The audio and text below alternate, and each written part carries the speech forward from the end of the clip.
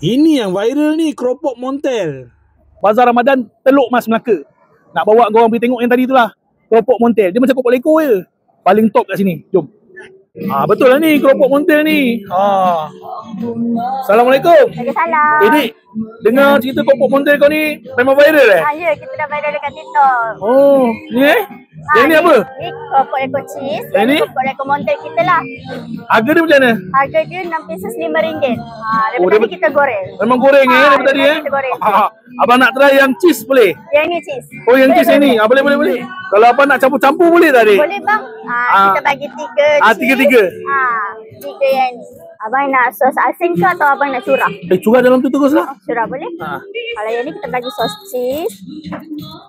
Oh, ni cheese Ni cheese. Sos keropok leko. Sos keropok leko. Okay. Alright. Kalau yang cheese ni kena makan panas-panas barulah menangkap. Memang sedap lah layan keropok ikan ada cheese macam ni. Kalau korang datang ke Teluk Mas, jangan lupa singgah dekat keropok Montel ni. Keropok leko ni dia buat sendiri tau. Dia buat sendiri bulat-bulat ni. Bismillah. Dekat sini pun ada jeruk salak madu. Barang rare ni tau. Selalu memang cepat habis. Dah boleh serbu dah keropok Montel. Ini Expo Teluk Mas. Kalau kau jalan sampai ujung, kau nampak Zeus kat situ tau. Kedai dia betul-betul kat sini. Keropok Montel.